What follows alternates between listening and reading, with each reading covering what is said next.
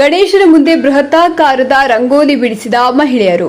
ಗಣೇಶ ಹಬ್ಬ ಬಂತು ಅಂದ್ರೆ ಸಾಕು, ಚಿಕ್ಕವರಿಂದ ಹಿಡಿದು ದೊಡ್ಡವರವರೆಗೂ ಗಣೇಶನನ್ನ ಪ್ರತಿಷ್ಠಾಪಿಸಿ ಆರಾಧಿಸ್ತಾರೆ.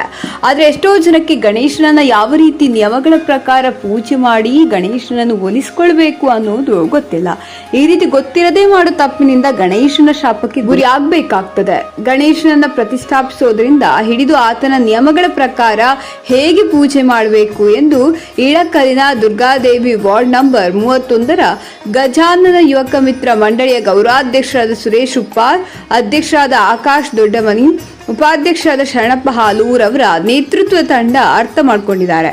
ಗಣೇಶನನ್ನು ಪ್ರತಿಷ್ಠಾಪಿಸಿ 2ನೇ ದಿನವಾದ ಇಂದು ಗಣೇಶನ ಆವರಣದ ಅಂಗಳಕ್ಕೆ ಆ ವಾರ್ಡಿನ ಮಹಿಳೆಯರಾದ ಲಕ್ಷ್ಮೀಬಾಯಿ ಡಂಬರಹಳ್ಳಿ, ವಿಜಯಲಕ್ಷ್ಮಿ ಡಾಂಬರಹಳ್ಳಿ, ಪ್ರಜ್ಞೆ ಕಿರಗಿ, ಗಾಯತ್ರಿ ಪಿನ್ನವತ್ತಿ ಮತ್ತು ಇನ್ನು ಅನೇಕ ಮಹಿಳೆಯರು ಸೇರಿ ಸಂಪ್ರದಾಯ ಪ್ರಕಾರ ಮೊದಲಿಗೆ ಹಸುವಿನ ಸಗಣಿಯನ್ನು ಸಾರಿಸಿ ಬೃಹತ್ ಆಕಾರದ ರಂಗೋಲಿಯನ್ನು ಬಿಡಿಸಿ ಗಣೇಶನನ್ನು ಪೂಜೆಗೆ ಸಿದ್ಧಪಡಿಸಿದ್ದು ಗಮನ ಸೆಳೆದಿದ್ದು ವಿಶೇಷವಾಗಿತ್ತು.